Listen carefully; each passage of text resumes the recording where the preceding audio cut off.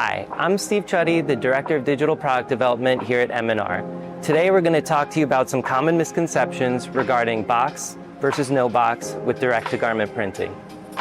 Pretreat is a chemistry that's applied to a substrate surface. It creates an initial bonding layer for the ink to sit on top of so that it doesn't soak completely into the garment, but that it also bonds to the fibers for durability. Traditionally, Pretreat is applied to the bounding box area around the design. This ensures that there's going to be chemistry for the ink to react with so that it doesn't soak into the shirt. When you spray that, it's generally in the shape of a rectangle confined to the image area, but that means any areas of the design that have negative space are likely to be discolored and visible to the end user.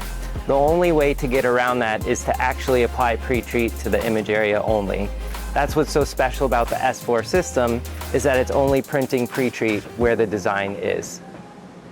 If you are applying Pretreat in the shape of a box around the design, it will wash out, but that's not something you want to present to the end user. As a means to mitigate that, you can try diluting the Pretreat, but that means you're going to have to oversaturate the garment, and then during the printing process, you're going to need a way to drive off all that excess moisture, which means either time or excess waste. The S4 system doesn't encounter that because we're only applying Pretreat to the design area.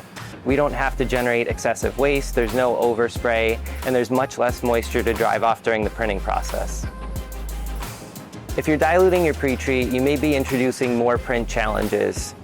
You could have more fibrillation due to less active chemistry to hold down the fibers, inconsistent print results, meaning splotchiness in the design, and you may spend more time doing R&D trying to find appropriate settings from fabric to fabric.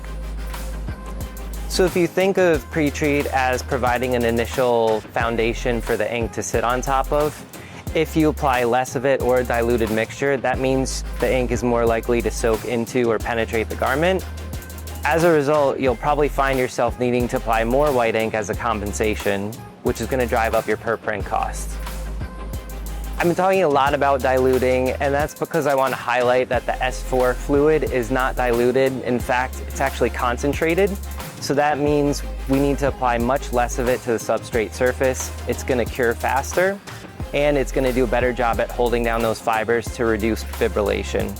It's also going to allow the white ink to sit up more and produce a vibrant, bright result. So from the development side of things, it's always fun and interesting for me when guests come in because they're going to bring the most challenging fabrics, challenging garment colors they can. They really just want to stress test the system. So when we load those into the machine and we let the S4 do the heavy lifting, it's so amazing to see the quality results and show them that, hey, you could be printing like this today with the S4 platform.